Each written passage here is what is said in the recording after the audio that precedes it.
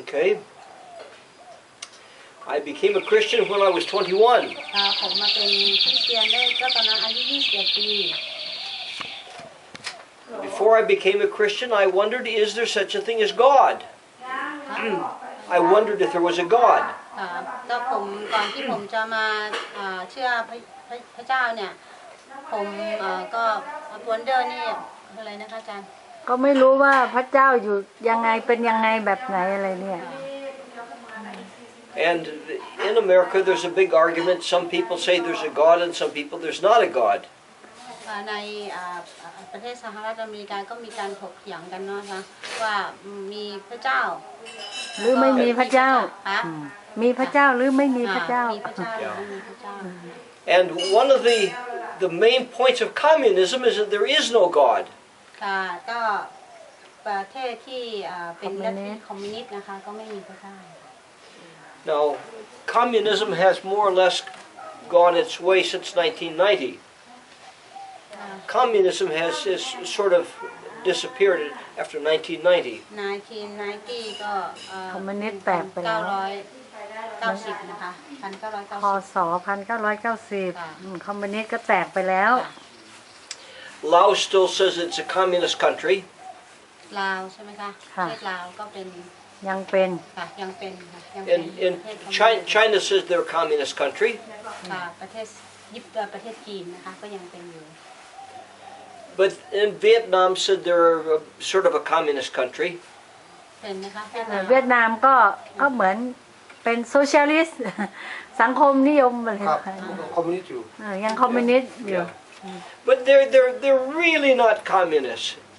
ก็ไม่ได้ใช่เป็นคอมมิวนิสต์ทีเดียวนะคะ I knew a fellow who I enjoyed talking to in Pak Se. I knew a man in Pak Se. ผมก็รู้จักผู้ชายคนหนึ่งที่เมืองปากเซปากเซอยู่แล้วลาวเหรอประเทศลาว In Pak Se.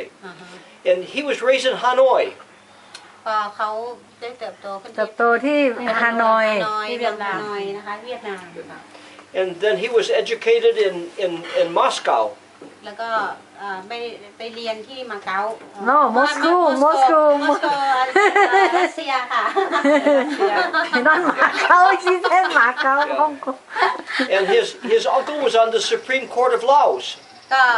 ลุงของเขาเป็นอะไรนะคะพัชระ No ไม่ใช่เป็นผู้สูงสุดแหละศาลสูงสุดAnd he was right in the very center of communism in Laos. I mean, the very center of communism in Laos. ก็อยู่ที่ตรงศูนย์กลางของคอมมิวนิสต์เลยนะคะ And today he has a guest house in a printing company. Printing company. Printing. ตอนนี้ก็มีแก๊สเฮาส์แล้วก็มีโรงพิมพ์นะคะ Yeah. And I said, well, you're not much of a communist. You're very much of a capitalist today. ก็บอกว่าตอนนี้เธอไม่ใช่คอมมิวนิสต์แล้วนะเธอเป็นทุนนิยมแล้ว And he said, well, yes, that's true. He said, I just want to make money. เขาบอกว่าแม่นแล้วใช่แล้วเพราะว่าก็อยากทำเงินเหมือนกันนะ So these China, Vietnam, and Laos, they're really not strong, hardcore communists like they were 40, 50, 60 years ago. คืออยู่ที่ลาวอยู่เมืองจีนอยู่เวียดนามนี่ไม่ใช่ว่าเป็นคอมมิวนิสต์ที่เข้มแข็งนะไม่เหมือนเมื่อก่อนน่ะที่50-60 ปีที่แล้วนะ But communism was very, very strong that there is no God. แล้วก็คอมมิวนิสต์นี่แบบเขาแบบว่ายืนหยัดเข้มแข็งมากแล้วไม่มีพระเจ้านะคะ One time Prime Minister Khrushchev of Russia said that they sent an astronaut up into space and they went around the world and they looked and they said there's no God. แล้วก็ที่รัสเซียน่ะส่งมนุษย์อะไรนะอวกาศไปดวงจันทร์ไปอวกาศแล้วเขาบอกไม่มีพระเจ้าเลยนะคะอุปการัง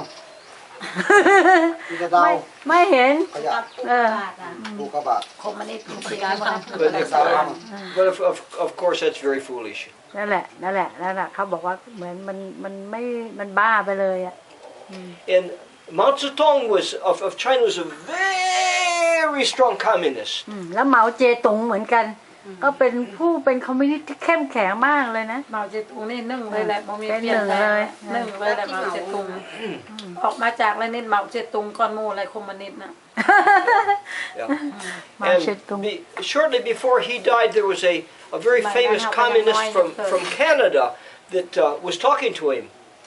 There was a communist man from Canada came to China to talk to him. ก็ก่อนที่เมาเชตุงจะตายนะก็มีคอมมิวนิสต์จากประเทศแคนาดาเนี่ยมาคุยกับเมาเชตุง This Canadian man was Snow. His name was Snow. อ๋อ ชื่อว่าหิมะ Yeah. สโนหิมะ His name was Snow. ชื่อคอมมิวนิสต์คนที่อยู่แคนาดา Yeah. ชื่อว่าหิมะ And of course he very strong communist. แล้วก็เป็นคอมมิวนิสต์ที่แบบแข็งแกร่งมากนะ And he had supported the Chinese communists ever since the beginning. แล้วก็เขาก็เป็นผู้สนับสนุนคอมมิวนิสต์ที่อยู่เมืองจีนนั่นน่ะตั้งแต่เริ่มต้นเลยนะ And Mao Zedong told Snow was talking to him, and Mao Zedong told Snow, he said, very soon I'm going to go meet God. แล้วก็เมาเจตุงก็บอกพลหิมะนี่นะที่แคนาดาเนี่ยบอกเดี๋ยวฉันก็จะไปพบพระเจ้าแล้ว And Snow said, no, Chairman Mao, no, there is no God. แล้วก็คนหิมะก็บอกไม่มีพระเจ้านะไม่มี And Mao Zedong said, well, yes, there's no God, but very soon I'm going to go meet God. แล้วก็รู้แล้วว่าไม่มีพระเจ้าแต่ว่าเดี๋ยวฉันก็จะไปพบพระเจ้าเร็วๆนี้ He knew he was going to die. เพราะว่าเขารู้ว่าเขากำลังจะตาย And somehow in his heart he knew when he died he was going to face God. นั่นแหละเขารู้อยู่ในใจของเขานะว่าเขาตายแล้วเขาก็จะไปอยู่ต่อหน้าพระเจ้า Why? แล้วทำไมอ่ะ Because this is in the heart of man that somehow they know there is a God. นี่แหละเพราะว่าอยู่ในใจของมนุษย์เนี่ยรู้แล้วนะว่ามีพระเจ้านะคะ People have been trying to displace God since the days of Adam. ก็คนก็พยายามจะเอาพระเจ้านี่ออกจากที่ใช่ไหมตั้งแต่อาดัมแล้วนะตั้งแต่การเริ่มต้นสร้างโลกนะ And many people say that there is no God, but they cannot escape the fact that someday they're going to meet him. แล้วก็หลายคนก็พูดว่าไม่มีพระเจ้านะคะแต่ว่าก็หนีไม่พ้นนะว่ามีพระเจ้าเนี่ยเขาก็จะไปเผชิญหน้ากับพระเจ้า And I thought, if there is a God, why doesn't he tell us about himself?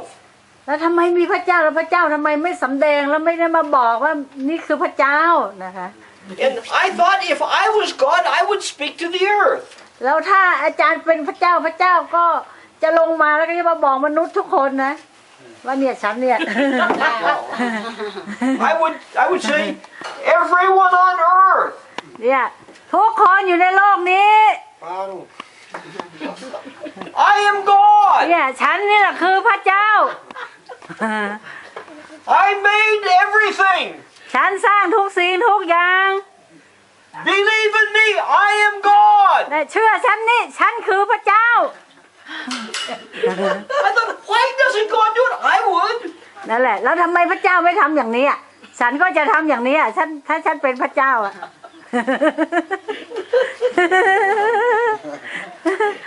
Why God in the sky Yes. God could do that. พระเจ้าทำได้แน่นอนนะทำอย่างนี้ได้นะ I said, why doesn't he? แล้วทำไมพระเจ้าไม่ท พระเจ้ารอเลย เดี๋ยวมี ำ What he's waiting เดี๋ยวมี he said เดี๋ยวกำลังไป Well, ถึง he has done that on a few times. แต่พระเจ้าทำอย่างนั้นแล้วบางครั้งนะ แต่เราไม่รู้ตัว But it doesn't happen often. แล้วก็ไม่ได้เป็นอย่างนั้นนะ And God has spoken to us a better way. แล้วพระเจ้าก็พูดกับเราเนี่ยโดยทางที่ดีนะคะ One way is he has given us his book. นั่นแหละเห็นไหมอีกทางหนึ่งก็พระเจ้าได้เอาพระคัมภีร์เนี่ยให้เรานะพระเจ้าได้เอาพระคัมภีร์นี้ให้เราแล้วนะก็คือหนังสือเล่มนี้นะ I did not believe this book when I was 21. เมื่ออาจารย์อายุ21ปีเนี่ยอาจารย์ไม่เชื่อนะหนังสือเล่มนี้ I was told that it was written by religious people, but we know that many of the things in here are not true. แล้วก็บอกว่าเนี่ยมีคนเขียนคนพวกศาสนานี่เขียนหลายอย่างในนี้มันไม่จริงอะไรอย่างเนี้ย And I thought the people that believed the Bible were foolish. นี่แหละคนที่เชื่อในพระคัมภีร์นี่ก็เป็นคนบ้าๆบอ คนโง่ ๆ But when I became a Christian, I was very, very, very surprised to discover that this is the Word of God. นี่แหละเวลาอาจารย์มาเป็นคริสเตียนแล้วนะแล้วอาจารย์ก็ตกตะลึงว่า อันนี้เป็นพระคำของพระเจ้านะคะในหนังสือ I เล่มนี้ have read this book from cover to cover for 55 years. นั่นแหละอาจารย์อ่านแล้วอ่านอีกอ่านแล้วอ่านอีก55 ปีนะคะ I have studied it very, very intensely. แล้วก็เรียนแบบศึกษาแบบจริงจังเลยนะ And there is no explanation. This must be the Word of God. แล้วก็ไม่มีคำอธิบายว่าอันนี้จะไม่ใช่คำของพระเจ้านะคือไม่มีเหมือนกับว่าเหนือคำอธิบายอ่ะ And if that is true, that this is the Word of God, we would be very, very wise if we read and saw what He had to say to us. นั่นแหละถ้าเรารู้ว่าอันนี้เป็นคำของพระเจ้าแล้วถ้าเราอ่านแล้วเราก็จะฉลาดนะคะเราจะเป็นคนที่ฉลาดนะคะ But God has spoken in an audible voice on a few occasions. แล้วก็บางครั้งพระเจ้าก็พูดเป็นเสียงด้วยนะคะ And one of them was when Jesus was baptized. แล้วก็ที่เมื่อพระเยซูรับบัพติศมานะคะ Now, there was a fellow by the name of John the Baptist. นั่นแหละก็มีจอห์นผู้ให้บัพติศมานะคะ He and Jesus were second cousins. แล้วก็จอห์นกับพระเยซูนี้เป็นญาติกัน They were 6 months apart in age. ก็ห่างกัน6 เดือนนะคะพระเยซูห่างจากยอห์น6 เดือน When John's mother, Elizabeth, was pregnant with John, Jesus' mother, Mary, went to visit her. ก็ตอนที่เอลิซาเบธท้องของยอห์นเนาะเอลิซาเบธท้องของยอห์นก็ไม่ใช่มารีก็มาเยี่ยมเอลิซาเบธนะคะ And she stayed with her for 6 months. แล้วก็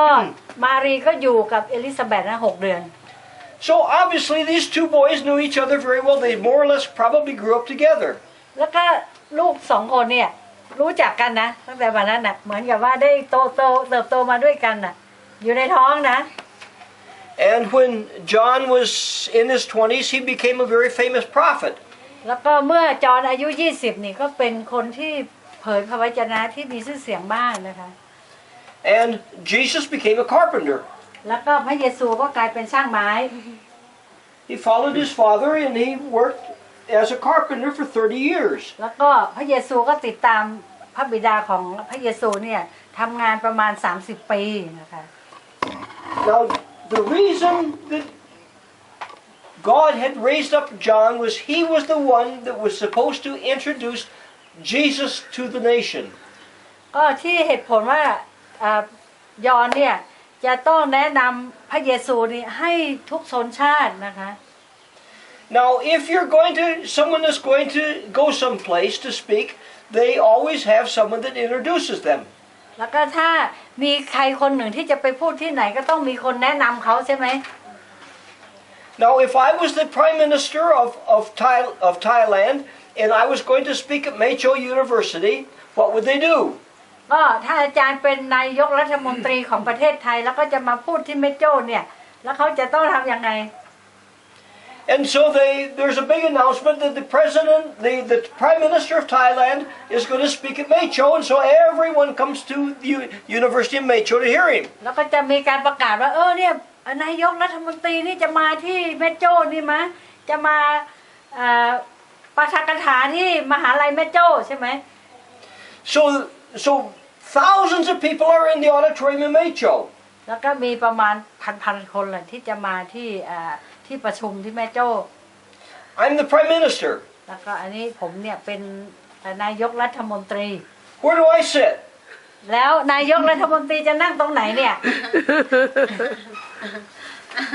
I sit right here. แล้วก็นายกรัฐมนตรีก็นั่งตรงนี้นะคะ Now this is the president of Maejo University. อันนี้เป็นประธานของมหาลัยแม่โจ้โอ้นั่งไหนนี่ Now where is she? แล้วเราจะไปอยู่ตรงไหน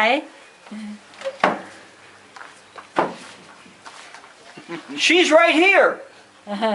แล้วเราก็อยู่ตรงนี้อ้าวอะไรเนี่ย She's right here.